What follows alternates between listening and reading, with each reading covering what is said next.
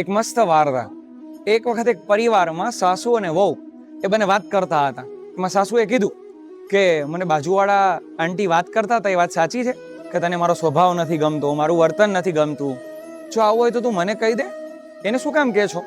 તો વહુએ પણ સામું કીધું કે એમ તો મને સામેવાળા આંટી પણ કહેતા હતા કે તમે પણ મારી એને વાત કરો છો કે મારો સ્વભાવ તમને નથી ગમતો, હું કામ કરું એ તમને નથી ગમતું, તો મેં તો કોઈ દિવસ આવું તમને નથી કીધું.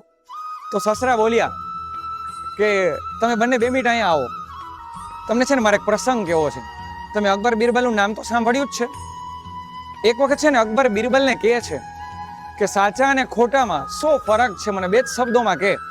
તો બિરબલે જણાવ્યું કે ખાલી 4 આંગળાનો જ ફેર છે.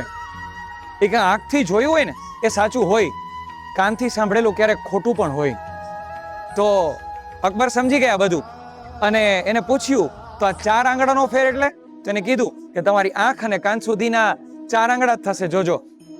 આ ઘટના છે ને એવું સમજાવે છે કે આપણે આંખેથી જોયેલું હોય ને એ સાચું ગણો, ક્યારેક કદાચ કોઈનું સાંભળેલું હશે ને ક્યારેક ખોટું પણ હશે. અને જો કોઈનું સાંભળેલું આપણે ગ્રહણ કરી લેશું ને તો કદાચ પરિવારમાં દરરોજ ઝઘડા થશે અને એવું ક્યારેય આપણે ઈચ્છીશું નહીં. તો હર હંમેશ આપણે એવું વિચારીએ કે આપણે જોયેલું છે એ સમજીએ અને સ્વીકારીએ, બાકી દરરોજ કોઈને કોઈ આપણે આવીને કહેવાનું જ છે. જો બધાનું સાંભળીશું ને તો કદાચ પરિવાર દરરોજ તૂટશે. તમારું આ વાર્તા વિશે શું કહેવું છે? પ્લીઝ કોમેન્ટ કરીને જણાવજો.